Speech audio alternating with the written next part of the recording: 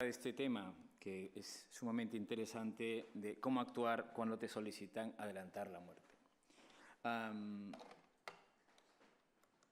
Vale, yo responderé en esta charla, intentaré ceñirme al tiempo de 40 minutos, a 4 preguntas, para que nos situemos un poco en contexto, ¿no? La primera pregunta es, ¿qué es el DAM? O sea, ¿qué es el deseo de adelantar la muerte? He de decir que esta fue mi tesis doctoral hace muchos años. ¿Y cuán frecuente es? ¿Cuál es la causa? Y obviamente para lo que se me ha invitado es qué debemos hacer, ¿no?, en esta situación. Antes de responder a la pregunta ¿qué es el DAM?, me gustaría que respondiéramos todos si es lícito querer morir. Levantar la mano los que creéis que es lícito querer morir. Levantar la mano. 3, 4 solo. Yo de aquí nos veo. O sea, los demás pensáis que no. No es lícito querer morir. Aquí hay abogados también, ¿no? Sí, ¿vale? Muy bien. ¿Levantar la mano los que no? ¿Vale? Muy bien, bueno. Pues los demás no saben, no opinan, entiendo, ¿no? Bueno, lo importante de todo esto de saber si es ilícito querer morir, debemos pensar ir un poco más allá, ¿no? Lo digo por la experiencia asistencial y lo que vengo a compartir con cada una y cada uno de vosotros es parte de muchos años de trabajo con pacientes y familias a nivel de investigación. El tema fundamental es que hay que pensar, cuando una persona te pide morir, ¿qué crees que te está pidiendo? No me digáis morir, ¿no? Porque esto es como perogrullo, un poco absurdo. ¿Qué creéis que te está pidiendo? ¿Cómo?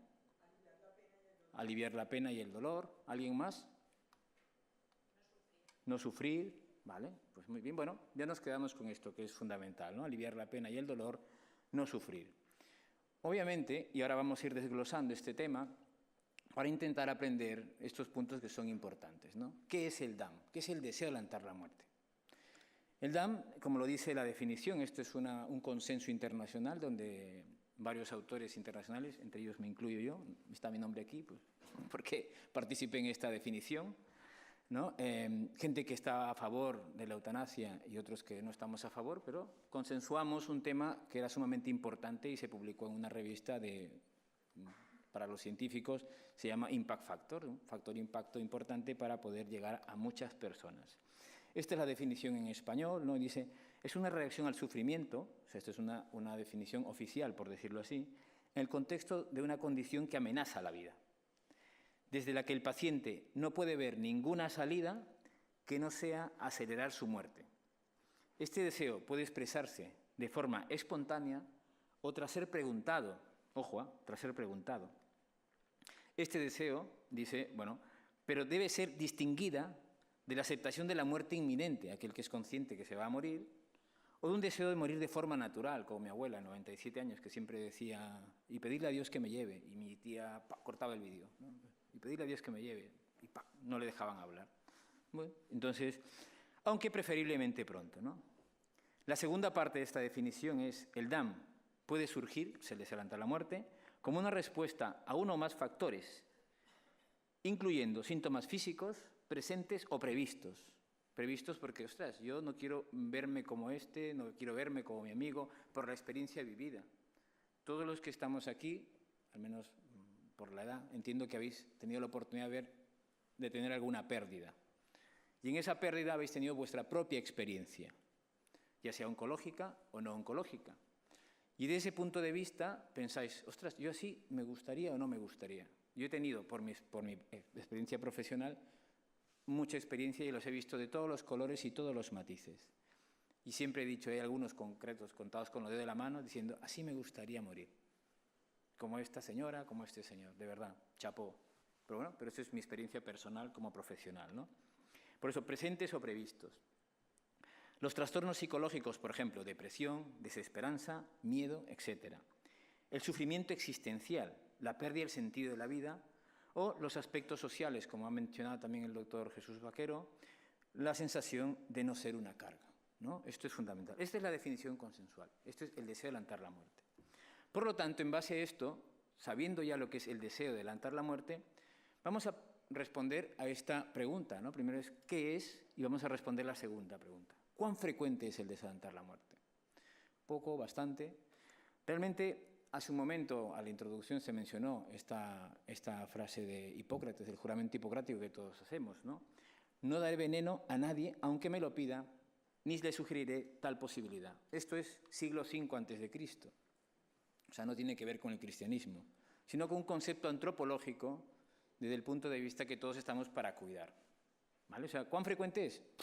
Ya os imagináis, no es un año, 2, 3, ni desde Ramón San Pedro, o sea, viene desde la antigüedad, ¿no? O sea, es algo que ya se planteaba la humanidad y por eso pues, existe el juramento hipocrático para decir pues esto de antaño. A partir de aquí, es importante saber que la frecuencia, según los estudios, es entre 1,5, 2 y un 37-38%, a una tercera parte de la población. ¿Y esto de qué depende? De la población estudiada, a quién se lo preguntas y cómo lo preguntas. ¿De acuerdo?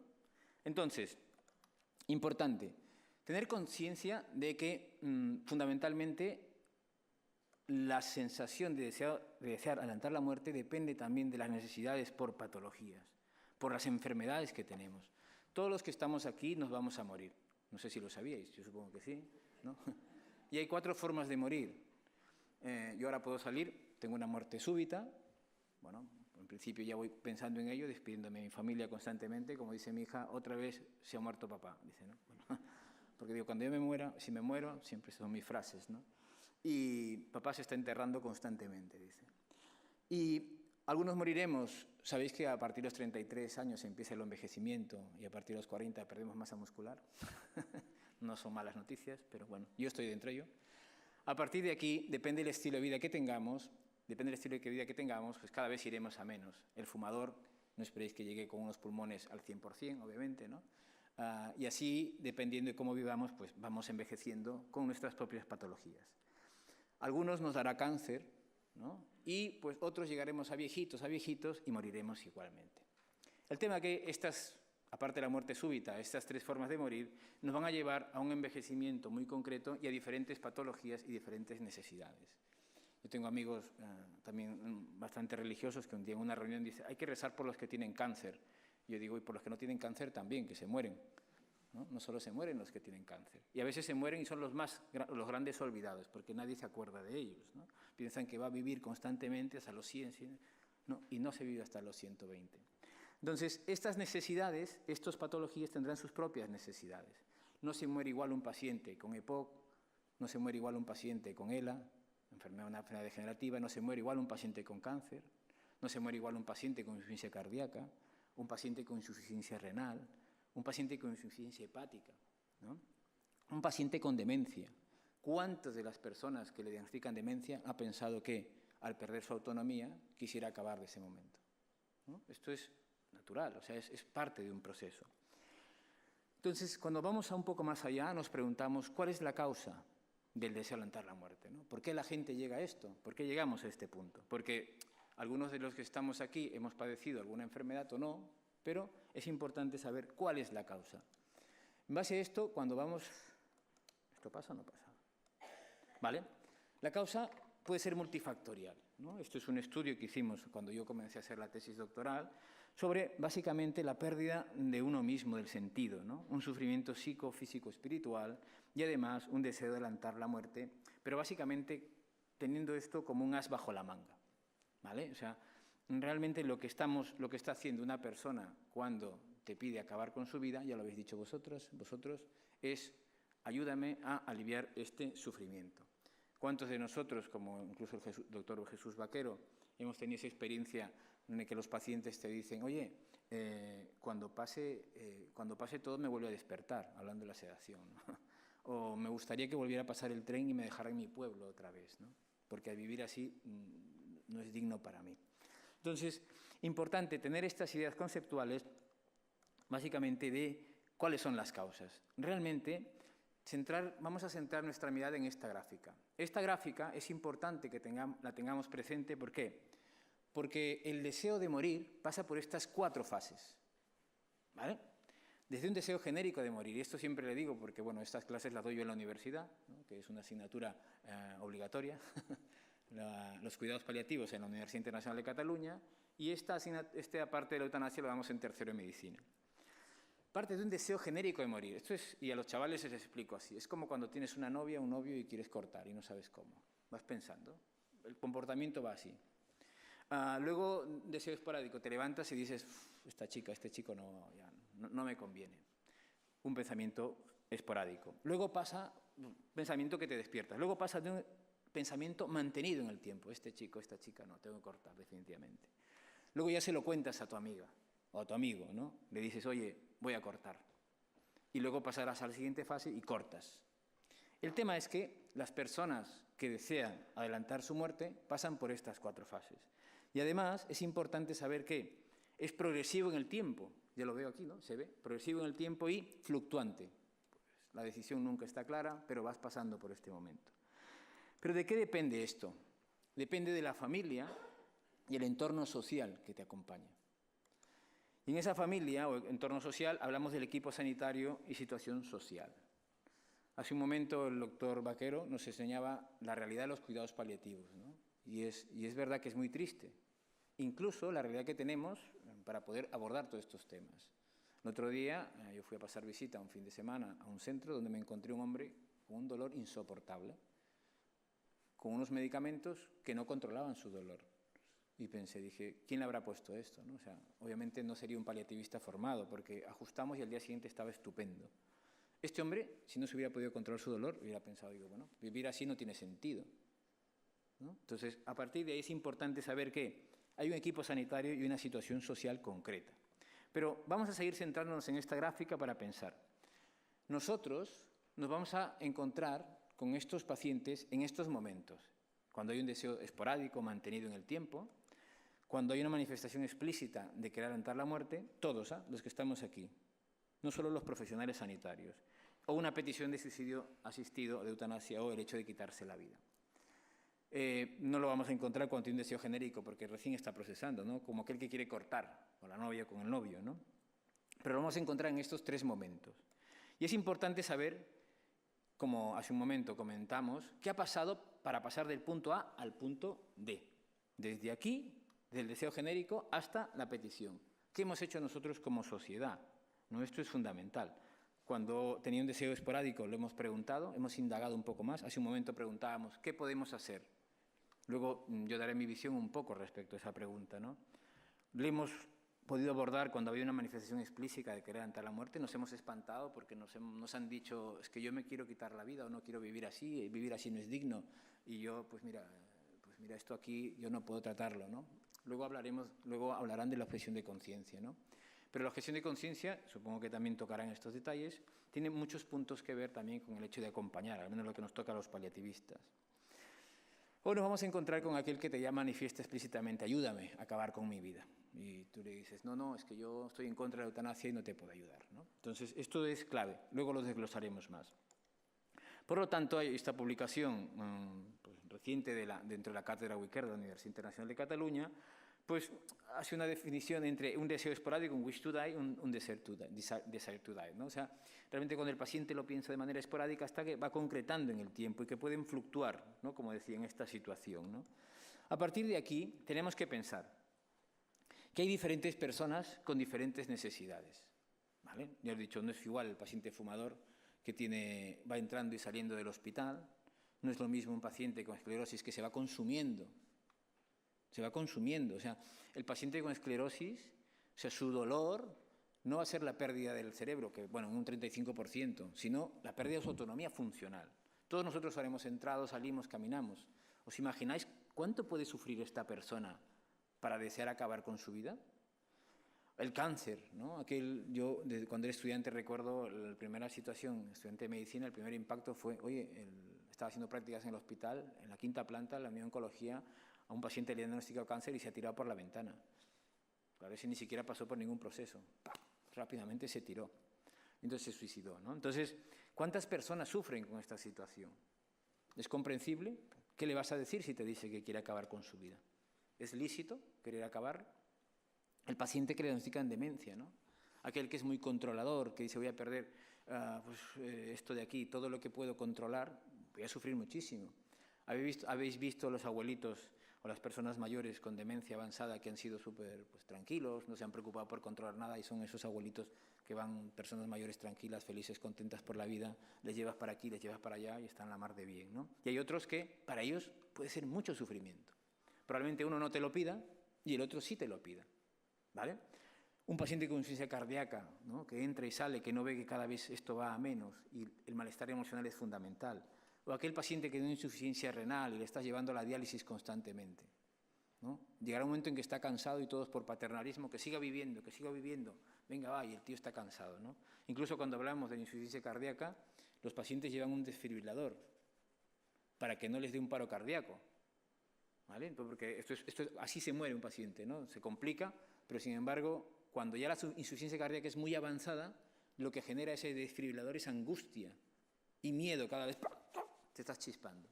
Por lo tanto, le hemos preguntado si quiere seguir llevando el desfibrilador o quiere que dejemos marchar también. Esto es importante. El paciente con insuficiencia hepática o cirrosis, ¿no?, que no llega al trasplante y tiene la impresión de que va a llegar y se va complicando. Todos estos puntos son fundamentales de tener en cuenta cuando hablamos de los pacientes y sus necesidades. ¿Por qué? ¿Por qué alguien quiere acabar con su vida? Porque detrás de esta petición, y esto es parte de mi trabajo de investigación de hace muchos años, ¿no?, hay un sufrimiento, lo habéis dicho, físico, psicológico y existencial. ¿Y por qué es un trabajo de investigación? Porque lo que no está demostrado con datos son opiniones, ¿no? Entonces, uno puede opinar, pues sí, más estoy de acuerdo, ¿no?, pero en principio es importante poder demostrarlo, ¿no? Entonces, aquí lo hemos demostrado que detrás de esa petición hay un sufrimiento físico, psicológico y existencial, y esto es clave.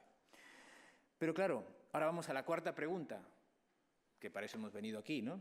¿Qué debemos hacer, no? Hay guías clínicas, se ha escrito alguna, y una publicación del 2017, ¿no? La doctora Mariona Guerrero, que es una enfermera de la Unidad de Cuidados Paliativos de la Universidad Internacional de Cataluña, pues hizo una revisión. Pero, sin embargo, todas estas revisiones hablan de manera general también, ¿no? Pues debes tener empatía, debes comentar con el paciente, pero la idea es que nos podamos llevar algo de esta charla, ¿no? Algo que realmente os pueda servir a cada una y a cada uno de vosotros cuando un paciente o una persona os pide acabar con su vida o acabar con su sufrimiento. Aquí es como, esto sí lo habéis visto, ¿no? Matrix, que lo de la pastilla azul o la pastilla roja, ¿no?, para que las cosas puedan acabar. Esto es fundamental de pensarlo y tenerlo presente. Porque yo estoy convencido, ¿vale?, estoy convencido porque me dedico a esto a nivel privado, cuando el cómo y el dónde está controlado, el cuándo, que es para acabar, podría pasar a un segundo plano. He dicho podría, no siempre, podría. Y cuando digo cuándo y dónde, es un poco intentar ver que hay dos tipos de personas que solicitan acabar. Unas es las que desconocen qué se puede controlar al final de la vida, ¿no? Esto cuando me llamaban a mí durante 2 años trabajando a nivel asistencial con pacientes que querían morir, este paciente quiere acabar con su vida o ha manifestado desear morir. Pues bueno, pues mira, yo con mi carpeta iba, porque estaba haciendo la tesis doctoral, a hacer la entrevista, ¿no? Y después de la intervención veías que un 97% cambiaba su forma de pensar, ¿vale? ¿Por qué? Porque desconocían qué podíamos hacer. Y en esa intervención se hablaron de muchos aspectos, ¿no?, del control de síntomas. La gente no quiere sufrir. La gente quiere que se respete su autonomía. ¿Y qué hacemos los paliativistas? Pues respetamos la autonomía y controlamos el sufrimiento, que son los 2 puntos importantes. Estas personas, que es un 97% que desconoce qué se puede controlar al final de la vida, pues luego después de esto cambia. Hablamos de este 100%, ¿no? Pero también están los que tienen claro que a pesar de la intervención y cuidados, quiere acabar. Por lo tanto, los cuidados paliativos, y este 3% coincide con el porcentaje a nivel mundial de un 3 o un 4%, los cuidados paliativos no son la solución a la eutanasia. O sea, no es una antítesis, como decía el doctor Vaquero, ¿no? O sea, si fuera 100%, pues sería la solución. Pero a pesar de recibir cuidados paliativos, hay gente que aún así quiere acabar con su vida. ¿Vale? Y esto hay que saberlo. No podemos ir con los ojos vendados pensando que si ponemos a todos esto no va a pasar. Es verdad que pasaría. Lo menos posible, ¿por qué? Porque de este 100%, un 97% cambió. Y esto está clarísimo, ¿no? Y además me pongo a pensar yo, ¿no? Como no hay unidad de paliativos en todos lados, ya lo ha demostrado el doctor Vaquero, ¿qué pasa con estos pacientes que dentro de este 100% no tienen esta oportunidad de estar dentro de este 97%, de saber que se les puede controlar. Y esto es clave, ¿eh? Clave. ¿Por qué? Porque este 3%, hasta antes de la ley de la eutanasia, pues teníamos obviamente la sedación paliativa y podíamos controlar a estos pacientes durmiéndoles la conciencia para controlar su sufrimiento durante el proceso final de la vida. Se puede sedar, como lo ha explicado el doctor Vaquero, por síntoma refractario, que puede ser un síntoma físico o un síntoma emocional, ¿no? Y entonces, malestar emocional, y esto es fundamental. A partir de aquí, hay dos tipos, como hemos dicho, hay dos tipos de personas, aquellas que no saben y aquellas que saben bien todo y te dicen, mira, muchas gracias, tú eres un tío muy majo, tú eres una tía muy maja, pero yo quiero acabar con mi vida. Por más que me lo cuentes, o sea, yo lo quiero y esto es así, es una realidad. Gracias por haberme controlado el dolor no tengo un sufrimiento emocional porque así para mí vivir no es digno. Entonces hay dos tipos de intervención, que son las proactivas, ¿no? Que han salido en publicación de la Universidad de Navarra y otra de la cátedra WeCare, donde se pregunta a las personas directamente si quieren morir, un proceso de enfermedad avanzada. La gran mayoría de estas publicaciones son pacientes oncológicos. Hay uno o dos que no tienen una enfermedad degenerativa y una enfermedad pulmonar, pero la gran mayoría son hechas en pacientes oncológicos.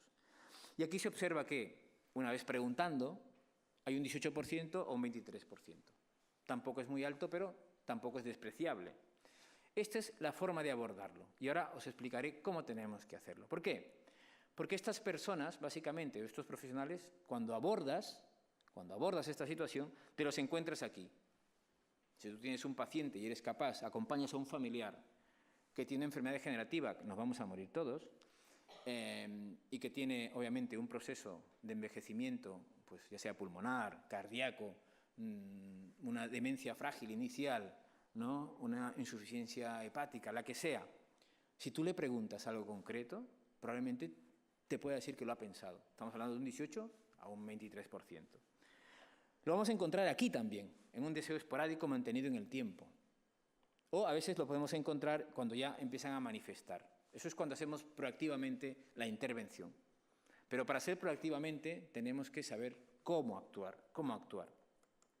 Porque la gran mayoría de nosotros, que no preguntamos, ¿no? Yo habitualmente suelo hacerlo como parte de mi intervención, nos vamos a encontrar con esta parte.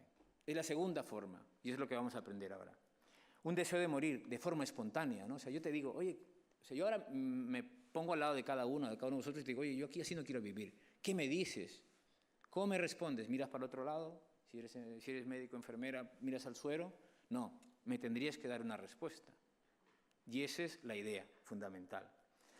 A partir de aquí nosotros nos vamos a encontrar, no cuando el paciente, cuando no preguntamos, está en un deseo genérico ni un deseo esporádico, sino nos vamos a encontrar cuando te hace una manifestación explícita o como el enamorado o la enamorada o el novio o la novia que ya no quiere volver con su pareja, ¿no? O sea, cuando tú ya dejas un trabajo, dejas a la chica, al chico, o sea, en este punto ya no hay vuelta atrás. O sea, es complicado. ¿Cómo le haces volver a un chico con la chica? No puedes. O sea, intentar cambiarle la forma de pensar es absurdo. Lo que sí es importante saber cómo debemos actuar, porque tampoco sabemos cuánto podemos profundizar en la mente de las personas y hasta dónde puede estar sufriendo, ¿no? Que esto es fundamental. Entonces, ¿cuál es lo importante para mí? ¿Cuál es la respuesta que creo? Esto lo iba a responder ahora el doctor Vaquero, ¿no? Para mí es fundamental la planificación anticipada. Planifiquemos antes de tiempo. Nosotros, todos los que estamos aquí, porque he dicho que nos vamos a morir, porque deberíamos ser conscientes de ese proceso. Como nos vamos a morir y de una de esas tres formas, deberíamos planificar. ¿Cómo me gustaría que me trataran? ¿Dónde me gustaría que me cuidaran? Para que ese cuándo disminuya. Porque si todo eso está controlado y los que me quieren lo saben y las personas responsables lo saben, todo ese proceso será de la mejor manera. Y esto es clave, la planificación anticipada. Pero para poder planificar, tenemos que ser conscientes de que nos vamos a morir. Si no, no es posible planificar. O que estamos en una situación de fragilidad. Y además debemos preguntarles a las personas que les estamos cuidando. Por eso digo, diferentes personas con diferentes necesidades. Y esto es fundamental. Cuando hablamos de la planificación, también tenemos que ser conscientes que tenemos que tener una formación específica para entrar aquí. Y esto os daré algunas pinceladas aquí. Porque es fundamental. 3 pasos, ¿eh? Quiero que os llevéis 3 pasos a vuestra casa, 3 pasos que tenéis claros. Primero, tenemos que ser capaces de reconocer el sufrimiento. Yo tengo que pensar que la persona que está, obviamente, como digo, hay personas que lo llevan bien y hay otras que no. ¿No? ¿Y esto quién lo sabe? Pues el que lo está viviendo. La ley de la eutanasia dice que, en principio, ¿cómo puedes cuantificar el sufrimiento de alguien que te dice que sufre? Tiene sentido. Tú no puedes decir que eso no es sufrir. Tú serás más fuerte psicológicamente o más fuerte físicamente y el otro no. Esto es muy personal, no lo puedes cuantificar. El segundo punto, y luego desglosaré cada uno de ellos. Validar el sufrimiento, y luego explicaré en qué consiste validar el sufrimiento. Y lo tercero, que es fundamental, acompañar en el sufrimiento. ¿Vale? Vamos a centrarnos ahora mismo en el primer punto. ¿Cómo reconocer el sufrimiento? ¿Y quién debe reconocerlo? El que acompaña. No solo el médico o la enfermera. Si os dais cuenta, en este universo hay un punto central que es el paciente. No me lo he inventado yo, esto es una publicación científica del 2018. Y al lado está la familia, como centro de nuestra atención. ¿Y quién está al lado? Pues el médico, la enfermera, el trabajador social, farmacéutico, voluntario, asesor espiritual. Un grupo de personas que acompañan, donde este grupo de personas, a cualquiera de ellos, incluido vosotros, que sois familia, o asesores espirituales, os pueden preguntar o comentar, oye, así para mí no vale la pena vivir. Nos vamos a encontrar con esto. Entonces, es fundamental que todos los que estamos aquí, tenemos este interés, nos formemos en esto. Entonces, reconocer el sufrimiento, un paso a paso.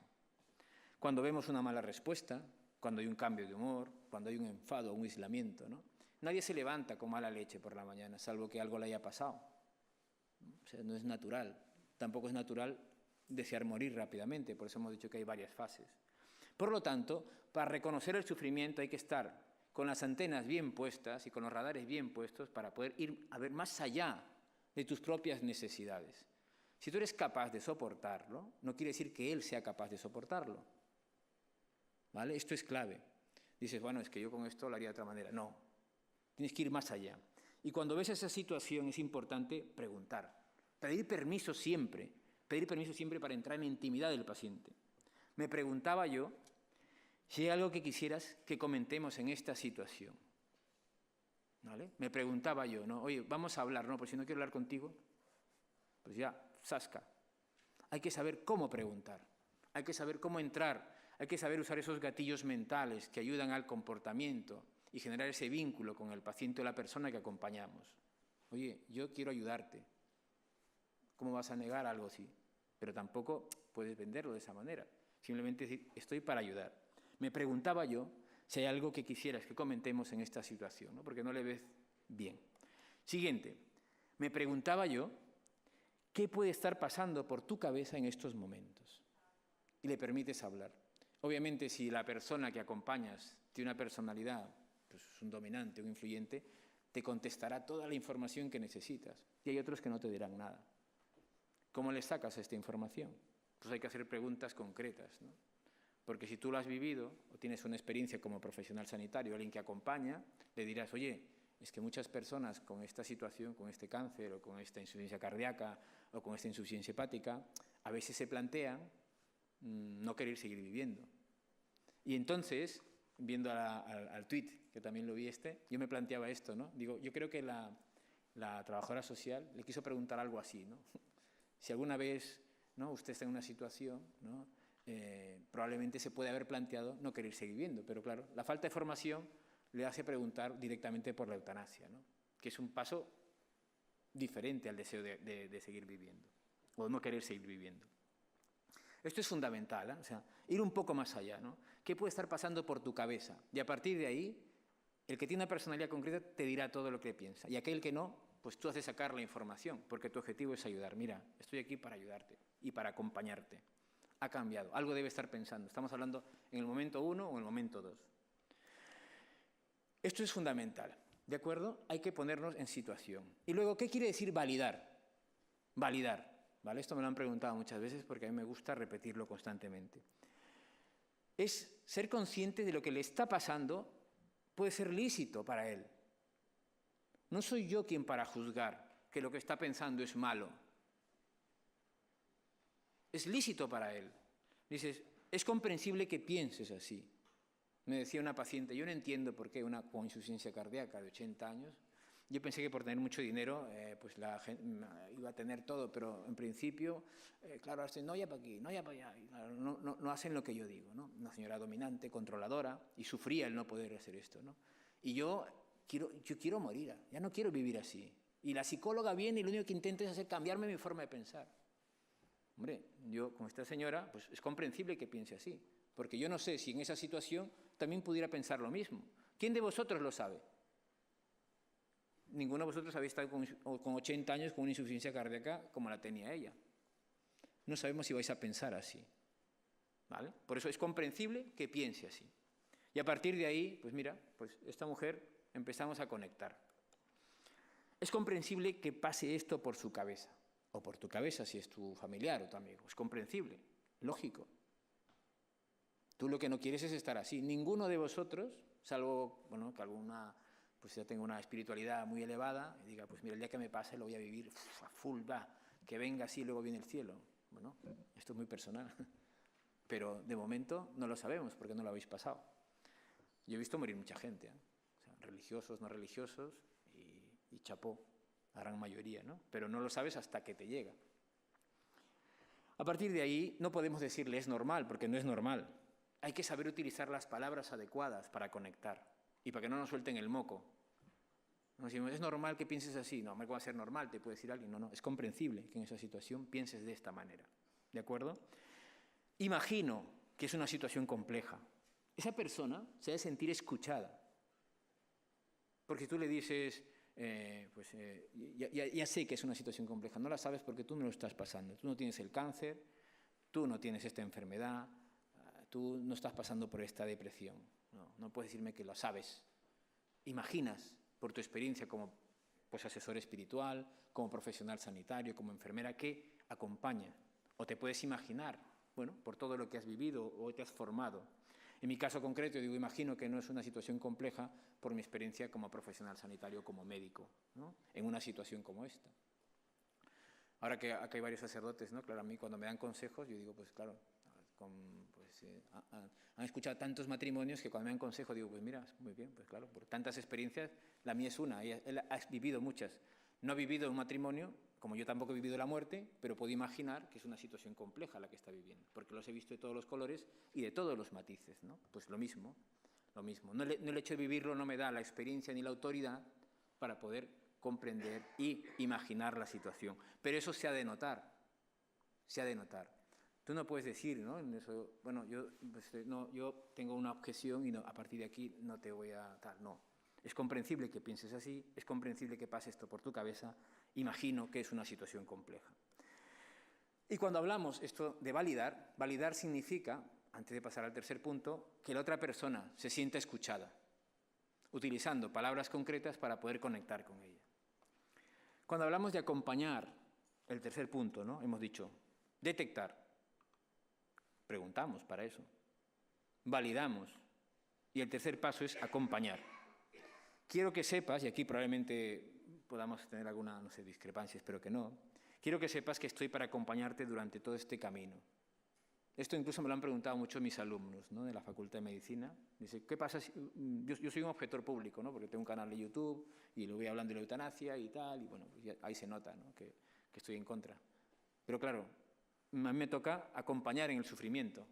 No decir, oye, soy un objetor público, no me digas estas cosas, no me las comentes. No. Quiero que sepas que estoy para acompañarte durante todo este camino. Ojo, ¿eh? Y ahora explicaré cómo acompañar. Aunque no compartamos los mismos puntos de vista, estoy para lo que necesites, durante todo el proceso hasta el final de la vida. Estoy para lo que necesites. Esto es clave. Y es verdad, estoy diciendo que yo soy un objetor público, ¿eh?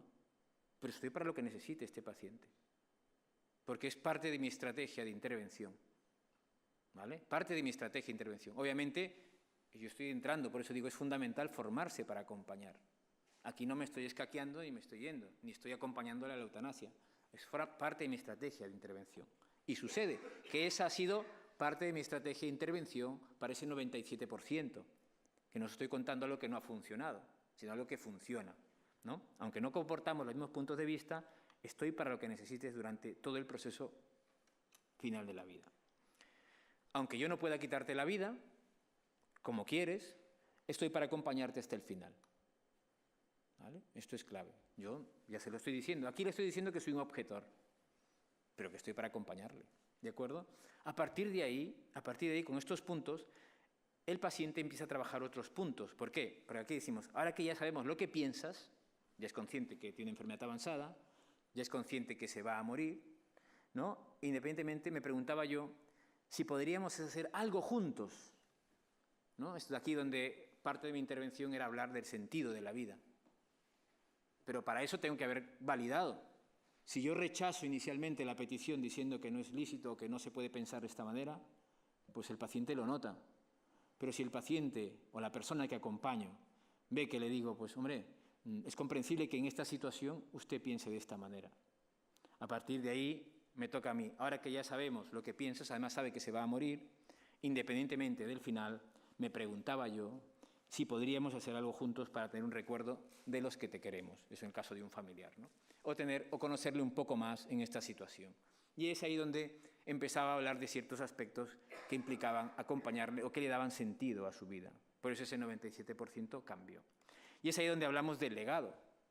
Esas personas, con esta última líneas, es, ahora que ya sabemos lo que piensas, independientemente del final, me preguntaba yo si podríamos hacer algo juntos, ¿no? O dejar que te da sentido en estos momentos. Porque al final no te quitaré la vida yo.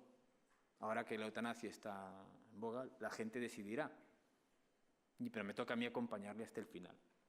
Y esto cuando hablamos de legado, es importante saber que muchas veces cuando se hace intervención se llega a este 97%. La gente empieza a hablar de lo que le ha sentido a su vida, empieza a conocer lo que hacemos los paliativistas, se siente acompañado, eso cubre la soledad y obviamente genera mucho más vínculo con la persona que está sufriendo y con la persona que acompaña. Actualmente existen muchas terapias respecto a este punto, ¿no? Como la terapia de Chochinov o algunas que se están desarrollando en la clínica de Navarra para poder dejar el legado, escribir las cosas que dan sentido a la vida y que el paciente pueda trabajar esta situación. Pero es inevitable que, a pesar de estas terapias que ya están instauradas y que gracias a lo que vamos trabajando los paliativistas, ese 97% se ve acompañado. Pero hay un 3% que no. Y eso tampoco lo podemos negar. Y en esos 3% yo me veo como una despedida en el aeropuerto, ¿no? Hay un punto donde ya no puedo pasar. Le tocará marchar solo, pero me toca acompañarle hasta la puerta.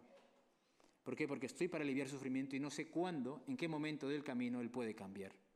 Si estará dentro de ese 97%, estará dentro de ese 3% que decidirá acabar con su vida. Mi trabajo consistirá básicamente en esos puntos. Primero, reconocer, y para reconocer tengo que preguntar. Segundo, validar, que es comprensible que se encuentre así. Y tercero, saber acompañar en esa situación concreta de la vida. Como conclusión, 3 ideas importantes. Para dar respuesta al desalentar la muerte, debemos formarnos como sociedad frente al final de la vida. No vamos a morir todos y debemos pensar cómo nos gustaría ser tratados y dónde nos gustaría que nos atendieran. El cuándo pasará a un segundo plano, porque una vez que tienes controlado el cómo y tienes controlado el dónde, pues mira, pues en principio el cuándo sucederá y te cuidaremos para que no sufras y tu familia esté muy acompañada. Pero hay un 3% que no. El segundo punto,